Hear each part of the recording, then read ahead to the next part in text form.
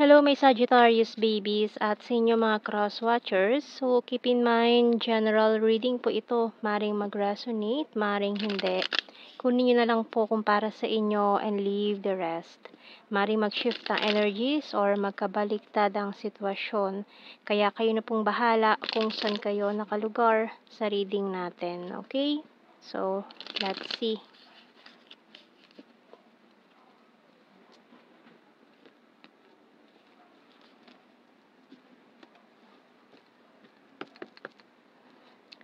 So, we have here the Queen of Wands, the Moon,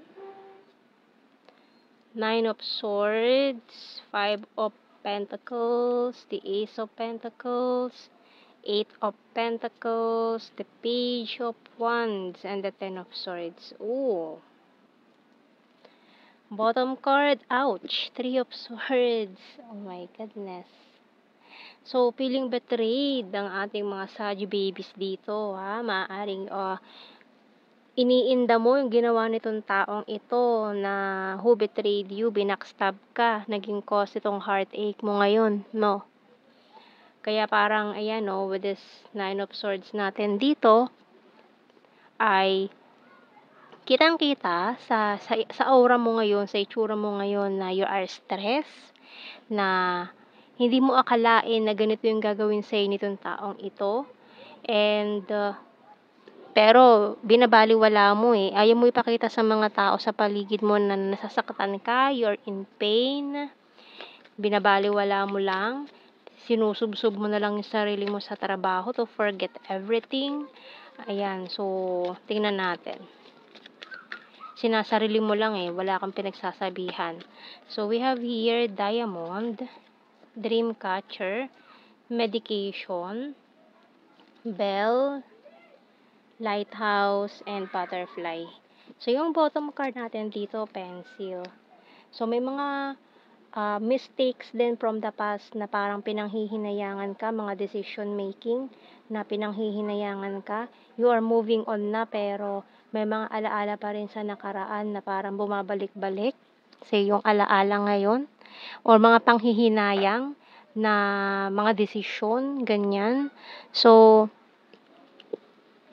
tingnan natin. Mukhang may nanghihinayang kasi dito eh. Nanghihinayang sa mga maling desisyon sa buhay. So, tingnan natin. Tarot Messages, Oracle Cards. I have multiple opportunities. Money is important. Can you forgive me?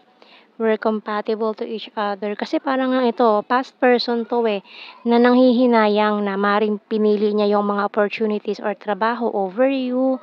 Money is important. So ngayon gusto niyang humingi ng tawad na hindi kanya naging priority. So, maaaring magkabaliktad ang sitwasyon, no? Maaaring ikaw pala ito, pumili ka ng opportunity and then inignore mo tong taong ito. And then, sa haba ng panahon may naging kakilala ka or naging karelasyon and then tong taong ito ay hindi pa rin din nawawala sa isipan, no? We have here, can we talk? Or hindi ka rin makalimutan itong taong to. You're so sweet and caring. I'll start to save money and I want to marry you someday. So, yung bottom card, powerful and discipline. So, nagsubsob na lang sa trabaho para makalimutan yung nakaraan nyo. Ayan, nakikita ko dyan ha. So, pinipilit na lang kalimutan lahat. So, tingnan natin. Just being near you is intoxicating. We both know I'm not the one for you. I know I messed up everything. I'm so attracted to you. So, may sumabot tayo ng connection. So many things remind me of you. I left you before you could leave me. I'm starting to understand our connection and I wish I could share my good news with you. So, yung bottom card natin, ayun no, tingnan mo naman no, I bury myself in work to forget you. So, pilit na lang niyang kinakalimutan lahat ng nangyari sa inyo nitong taong ito. No, sinusubsob na lang niya yung sarili niya sa trabaho, nagpapaka-busy para kalimutan ka. Meron tayong letter V, M, C,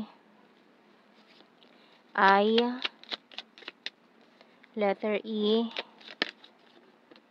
Y, T, N. Bottom card, S. So, tingnan natin anong message ng Archangel natin dito. Oops. We have here crystal clear intentions by Archangel Michael. Be clear about what you desire and focus upon it with unwavering faith. Okay, so let's see sa blue card natin. All strings attached. True love. So, mukhang hindi makakalimutan tong true love na ito.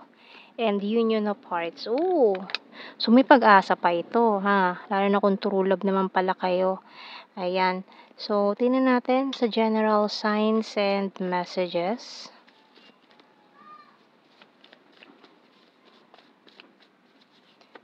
Cup, water sign, Cancer, Scorpio, Pisces, has a dirty sense of humor. Number 2, birthmark, Gemini, Luzon, July.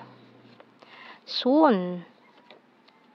Party animal, perfect smile, responsible, food lover, sarcastic, South PH, twin flame, March, province, confusing, talented, mirror card, crazy for you, future lover, friendly, and May. Wands is fire sign, Aries, Leo, Sagittarius. National Capital Region, animal lover. Shy at first, caring, vulnerable, beautiful, air sign, Gemini, Libra, Aquarius, and September. Okay, so yan ang ating reading, my Sagittarius babies at sa inyo mga cross watchers. So thank you for watching, take care, and God bless. See you in our next reading, guys. Bye bye.